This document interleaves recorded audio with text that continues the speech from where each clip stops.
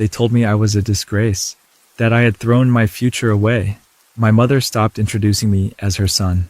My father wouldn't look me in the eye unless he had something to criticize. At family dinners, I sat at the far end of the table, close enough to serve, but never close enough to be seen.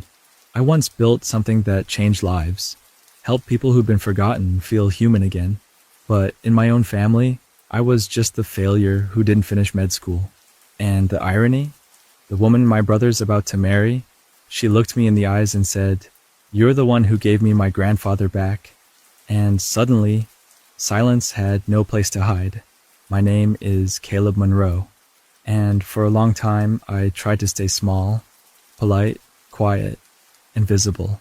But some truths don't stay buried forever. Some truths walk into a room and refuse to leave unnoticed. Before I share my story, I want to know you're here with me. Just say listening in the comments, or tell me where you are. I love hearing how far my story reach. Sometimes even the smallest connection can make a story feel heard.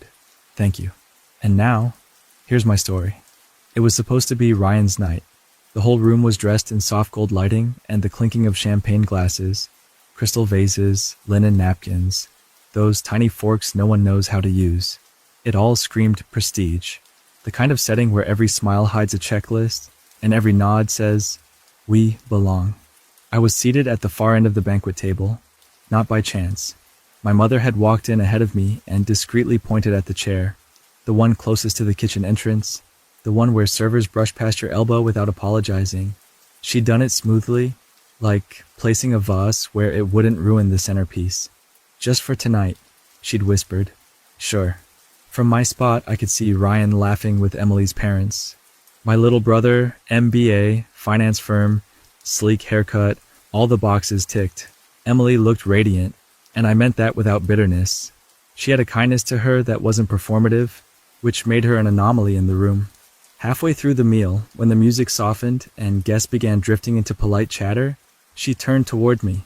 Her smile was warm, not pitying, just genuinely curious. "So, Caleb," she asked, "what is it that you do?" My fork paused halfway. I wiped my mouth with my napkin, felt the familiar pressure build behind my ribs, and exhaled quietly.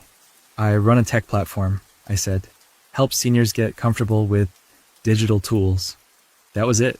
No buzzwords, no pitch. Emily tilted her head. "Wait, Mindbridge?" I looked at her. Her eyes narrowed, the kind of narrowing that happens when a memory struggles to surface. Then they widened, recognition flashing like a struck match. "Oh my God, you're the founder of Mindbridge?" Her voice wasn't loud, but the room noticed. Ryan turned his head. My mother stopped mid-sip. My father's brow furrowed like he'd misheard something unpleasant. Emily stood up. No warning, no hesitation. Her chair scraped softly against the wood floor, and all conversation near us died instantly. "I had no idea," she said, looking straight at me. "My grandfather, he'd stopped speaking to anyone. After my grandmother passed, he didn't even answer the phone. We thought we lost him." Her voice broke slightly, not with drama, but sincerity. But then someone at the center helped him set up Mindbridge, and suddenly, he was emailing, sending us voice notes. He even FaceTimed my little brother on his birthday. She turned toward the guests. "That's because of Caleb." People looked at me like I just stood up in the middle of a funeral and started singing. I didn't say anything. I just sat there while Emily looked at me with something I hadn't seen from my own family in over a decade. Respect and something deeper, gratitude. My father's mouth opened, then shut. My mother blinked, lips twitching with the kind of smile that doesn't know whether it's proud or confused. And Ryan? His expression didn't move. He just stared. That night, for the first time in years, I didn't feel like background noise. I didn't need applause. Emily's eyes were enough. And for one undeniable moment, I wasn't invisible anymore. My name is Caleb Monroe. I'm 34 years old. I live on the attic floor above a used bookstore in Portland, Oregon. It smells like old paper and second chances. There was a time I was supposed to be the pride of the Monroe family. Firstborn, 4.2 GPA. Early admission to Northwestern Med. My father's eyes used to light up when I talked about anatomy. My mother used to introduce me at church as our future surgeon. Then sophomore year happened. I didn't crash and burn. That would have made sense. Instead, I faded. Slowly. Quietly. I stopped going to labs. Slept through exams. One day, I just stopped showing up. No drama. No big breakdown. I just couldn't do it anymore. I told my mom over the phone that I was dropping out. She didn't yell. She just said, "Okay, honey, maybe you just need a little time to rest." Then she told the family I was taking a break to recalibrate. That was over 12 years ago. Since then, there's always been a pause when someone asked about me, a polite shuffle in conversation. I became the son who needed space, the one figuring things out. I worked odd jobs for years, warehouse gigs, night shifts at a diner, helping a friend organize wedding rentals. Enough to pay rent, enough to stay busy, but it wasn't living. It was floating. Then, one afternoon, while delivering coffee to a retirement center, I noticed a woman in her late 70s struggling with a tablet.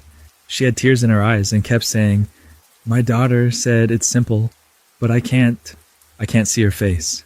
I knelt down and helped her open FaceTime. We got the camera working. Her daughter answered. That woman cried for 10 minutes straight, just whispered, "Baby, baby," over and over. Something clicked in me. So I started going back, volunteering, showing up at centers, coffee shops, anywhere people over 65 needed to learn how to text their grandchildren. It wasn't a business. At first, it wasn't even a plan. I just needed something to pull me out of bed. Years later, I called it Mindbridge. It's not glamorous. It's not flashy. But it's real. My parents don't ask about it. To them, I'm still the son who dropped out and never got back on track.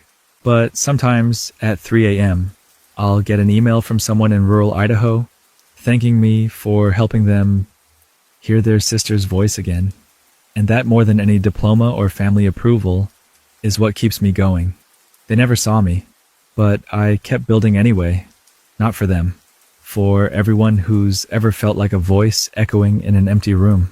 I visited my parents' house the week before the engagement party, not because I was needed, but because I thought, maybe this time, someone would say they missed me. The house looked the same. Pristine lawn, a little ceramic angel still perched by the porch steps, and wind chimes that hadn't aged a day since I left for college. But inside, things had shifted. There was a new photo wall in the hallway leading to the kitchen. Framed memories, glossy and perfect, arranged like a curated museum of Ryan's success, his graduation from Wharton, a candid shot of him with Emily at a vineyard, even a professionally staged family photo with her parents, all dressed in navy and beige, like they'd agreed on a palette for happiness. I scanned the wall, not expecting much, and I found myself, once, a snapshot from a family trip to Yosemite when I was maybe 10, shoved into the bottom corner, close to the floorboards. I had braces and a crooked haircut, holding a fishing rod I never learned how to use. The frame had a small crack in the glass. No one had bothered to replace it. I stepped over it like you'd step over an old doormat. Dinner was roast chicken and potatoes, just like old times. Mom set the table in quiet ceremony, humming to herself while Dad scrolled on his tablet. Ryan arrived late, apologizing with a bottle of wine. Emily wasn't with him. "She's got a dress fitting," he said, kissing Mom's cheek. Halfway through the meal, I got up to grab a glass of water.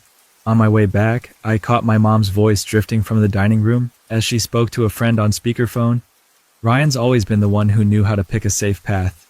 Not like Caleb. He always chased dreams too big for his hands. My fingers clenched around the glass. I smiled when I sat back down. Nobody noticed. They never do. That night, back in my attic apartment, I opened my inbox and scrolled to an old email I'd sent them a few months ago. The subject line was, "I got featured." It was a link to a podcast, an interview I did for a tech and social impact channel with a modest following. We talked about how Mindbridge started, how we'd grown from neighborhood cafes to state-funded pilot programs. That episode had over 20,000 listens. No one replied to that email, not even a thumbs up. I checked the analytics. 0 opens from any Monroe family address. I still had the old pair of headphones I used during that interview. They were duct taped at the ear pads, the cord fraying where it met the jack. I wrapped them up slowly, like folding an old letter, and tucked them into a small box under my desk. It wasn't just about the gear. It was a ritual, like bearing the hope that one day someone from my family would listen to my voice and hear pride. At our next family dinner, they were celebrating Ryan's promotion to a senior consultant role. Dad toasted. Mom teared up. A cousin asked if they'd found a good wedding band yet. Laughter filled the room like warm smoke. No one turned to ask, "And what about you, Caleb?" I smiled and passed the salt. A few weeks later, an email showed up in the MindBridge system. Subject: Stories That Matter Submission. The program was something we'd launched to gather real user stories, moments where technology truly bridged something deeper than convenience. There was a video attached. Title: For Grandpa. Sender: Emily M. At first, the name didn't click. I just figured it was another heartfelt note from a granddaughter with a tech-savvy elder. I opened the video. Emily sat beside an older man. He must have been in his early 80s. Wrinkled hands resting on his knees, back slightly hunched, but eyes alert. The kind that held entire stories without saying much. He looked like someone who'd once been strong enough to lift the world and now just wanted to hold on to a conversation. Emily was smiling at him, gently holding his arm. After Grandpa had his minor stroke, she began. He stopped talking much. Didn't want to leave the house. He didn't even answer the phone. We thought we were losing him. Not physically, but bit by bit, emotionally. She turned slightly toward the camera. Then someone at his assisted living center helped him set up MindBridge.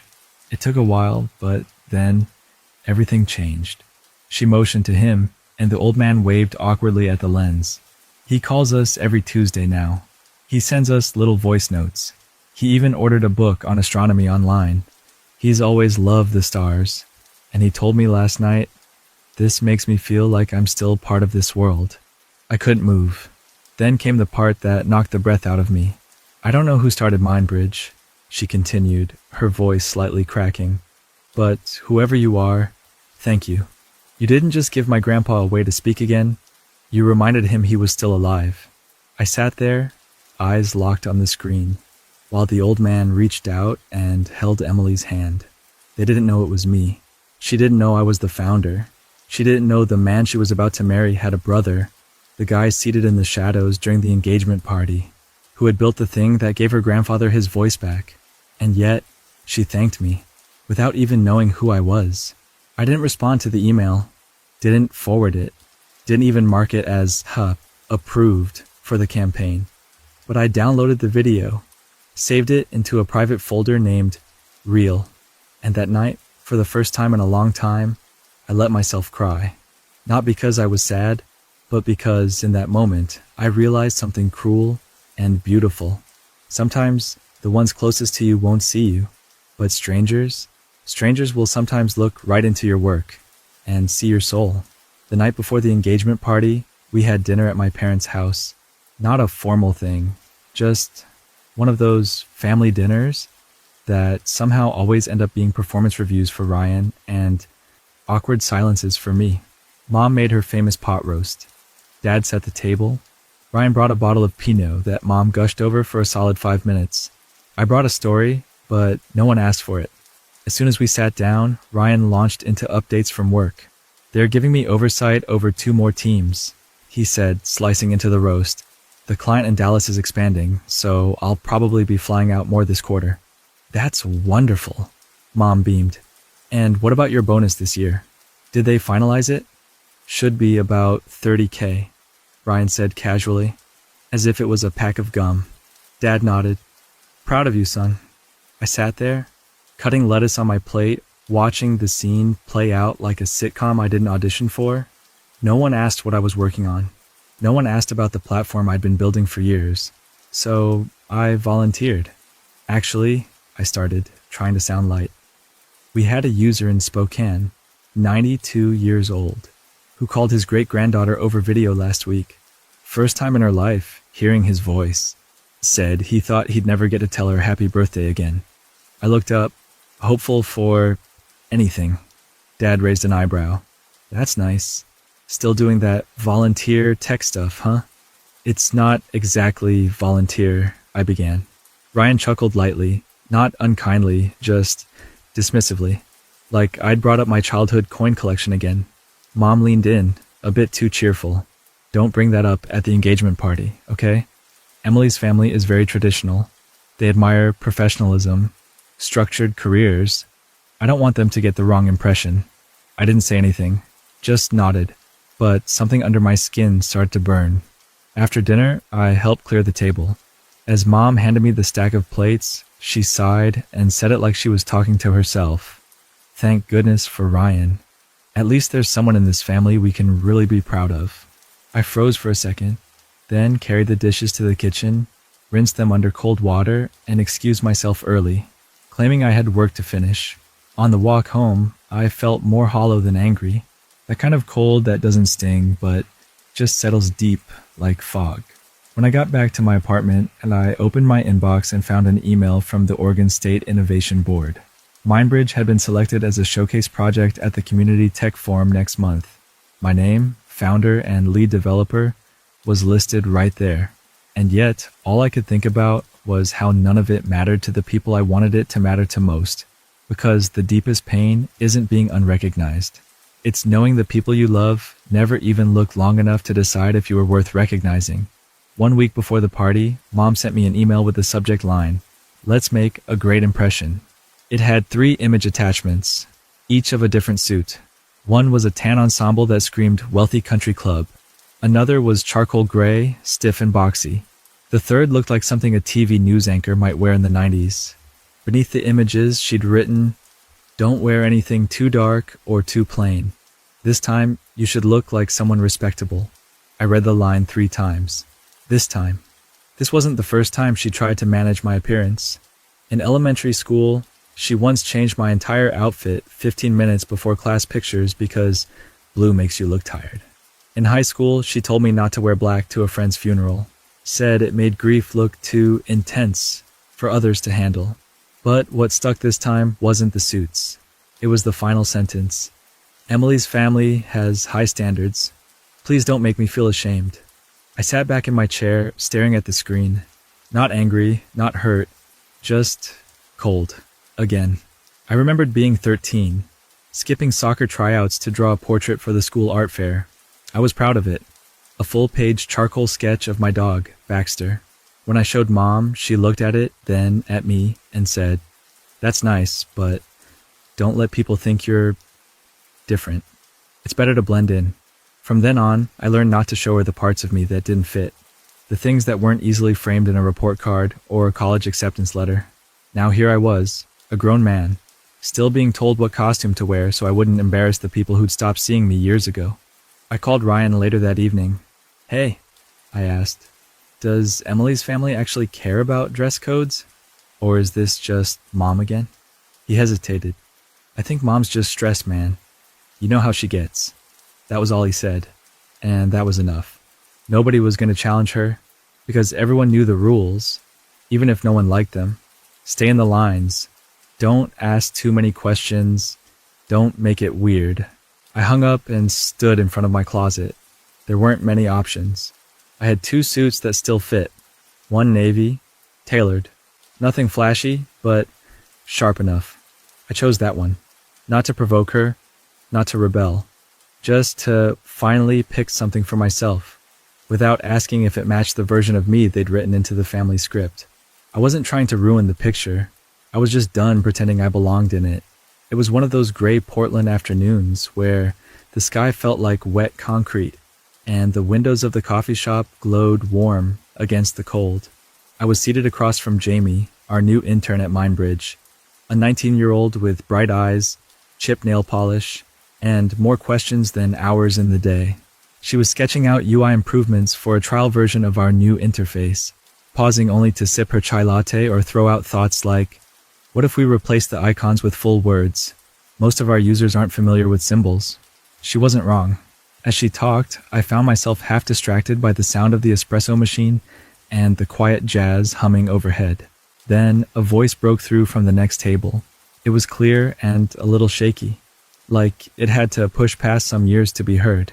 "Excuse me," an older woman said. "Are you Caleb Monroe?" I turned, surprised. "Yes, ma'am, I am."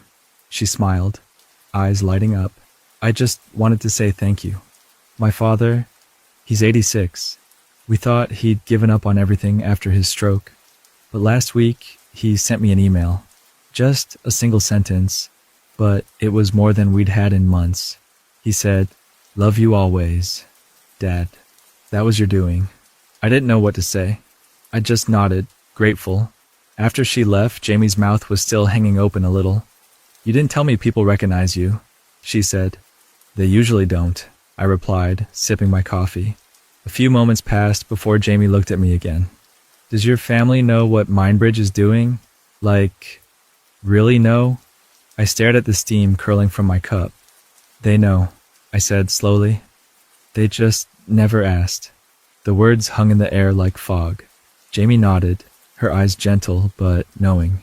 She didn't say anything else, and I was grateful for that. When I got back to the office later that day, I checked my inbox. One email stood out.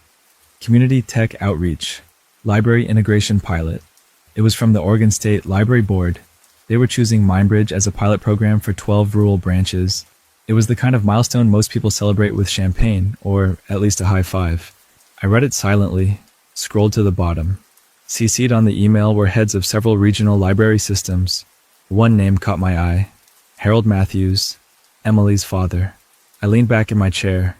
The world, it seemed, had a strange way of circling back around. The rooftop restaurant glimmered with candles and curated elegance, gold-trimmed menus, strings of soft white lights overhead, and the kind of wine that came with a story you were supposed to nod politely at.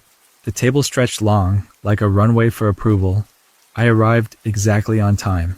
Mom glanced at my navy suit, gave a brief nod. "At least he ironed it," her eyes seemed to say. Dad looked up from his phone, then turned his attention to the centerpiece. I took my seat, of course, at the end of the table. People began trickling in, greeting Ryan and Emily with congratulations, toasts, and picture requests. It was the kind of affair where everyone smiles, but only half listens. Emily made her rounds, graceful and attentive, until she stopped at my end. Her smile was warm but curious. "I don't think I ever asked," she said. "What do you do?" I answered simply. "I run a platform called Mindbridge." She paused. "Wait, Mindbridge? Like the app that helps seniors video chat and order groceries and stuff?" I nodded once, her brow furrowed. She tilted her head. "That can't be. That's what helped my grandpa. He started calling us again, sending pictures. We thought we'd lost him after the stroke." Her voice dropped slightly, like the moment was becoming too real.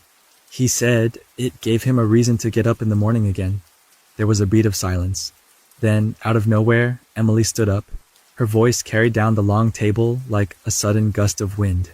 "I just want to take a moment," she said, glancing at the guests, "to thank the person who gave my grandfather back his dignity." Conversations halted. Silverware froze mid-air. She looked directly at me. "Caleb, I had no idea it was you. Thank you. Thank you for giving me time with him I thought I'd never get again." I felt the air thin around us. Someone set their wine glass down too softly. Someone else coughed. Mom adjusted her napkin. Dad stared into his drink like it held an answer. Ryan's face was unreadable. Emily stepped closer, her eyes glistening. "Are you the founder?" I nodded once. "I just wanted to connect people who shouldn't be forgotten." That's all I said. No defense, no grand declaration, just that one truth I'd lived quietly for years. The silence that followed wasn't awkward. It wasn't cold. It was heavy with realization. Emily reached down and gently squeezed my hand. "Thank you," she whispered again, "for giving my family back something we didn't know we'd lost." I didn't speak. I didn't need to, because for the first time, silence didn't mean being overlooked. It meant I'd finally been seen. The morning after the engagement party, I woke up before the sun even bothered to rise. Not out of anxiety, not out of excitement, just quiet, like my insides had matched the stillness outside.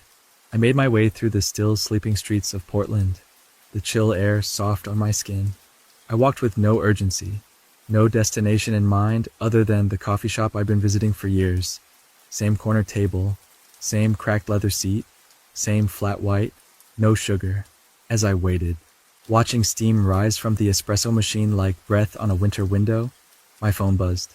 A message from Ryan. An a. Em shin loi vi chua tung hoi. No punctuation, no emojis, no explanations. Just that. A sentence so simple it could have been missed. Except it wasn't. I stared at the screen. My hand trembled. Not dramatically, not like in the movies.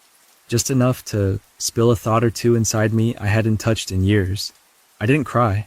I didn't smile. It was something else entirely. Like a knot you'd forgotten was there finally came loose. Quietly. I didn't reply.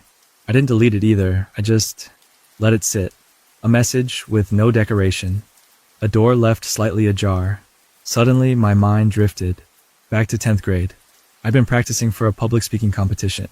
Ryan, gangly and loud at the time, had asked me what I was preparing for.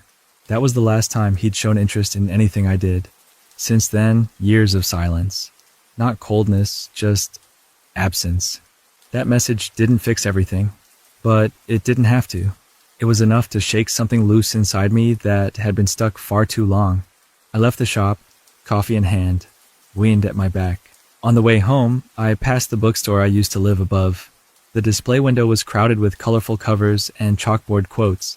One book, almost hidden in the corner, had a title that stopped me. Let them see you in your own light. I stood there, reading those words again and again. Then, slowly, I walked inside. 2 weeks later, I was back at my desk, the late afternoon sun warming the edge of the room, as I finalized a custom version of MindBridge. This one was different. It had larger buttons, simplified menus, voice-guided tutorials, specifically designed for the assisted living facility where Emily's grandfather had lived. It came with a lifetime access code, priority support line, and pre-installed shortcuts for things like family video calls, music streaming, even digital books. I placed it all on a USB drive, slid it into a small envelope, and tucked in a letter I'd written by hand. No signature, no sender, just a few lines in clean, unshaken handwriting. Some connections keep going, even when words stop. Thank you for helping me hear a voice I thought I'd lost. I didn't tell Emily. I didn't mention it to Ryan. No one else needed to know. It wasn't about making a point. It wasn't about finally being recognized. It was about giving something back, quietly, to the thread of humanity that had kept me going when I didn't have anything else. That evening, I stood in front of my refrigerator. The hum of the compressor was the only sound in the room. I pulled a new note from my wallet, written not for anyone else, but for me. I stuck it on the door, right above the handle. They'll call you a failure until one day they ask how you did it. No flourish, no signature, just truth. I caught my reflection in the brushed metal of the door, clearer than usual. I was standing tall, not trying to prove anything, not waiting for applause, just here. And in that silent space, I realized sometimes the loudest victories are the ones no one hears but you. That's the end of my story, at least for now. Thank you for sticking with me, for listening to something that wasn't always easy to say out loud. If you've ever felt like you were standing in a room full of people and still somehow invisible, if you've ever felt dismissed, misunderstood, or like the quiet parts of you were never enough, if you've ever had to choose between fitting in and being true to yourself, or even if you've never lived it, but something in this story hit home, just comment yes below. Sometimes that one word can mean, I hear you. And maybe that's where healing begins. Not with fixing everything, but with being seen. Feel free to share your own story if you're ready, or just stay a while and listen. We don't always need answers. Sometimes we just need each other. I'll be here. We'll be here. And if this little corner of the world can offer even a sliver of comfort, then maybe that's enough. Until next time, take care of your heart. And remember, even the quietest voices matter, especially yours.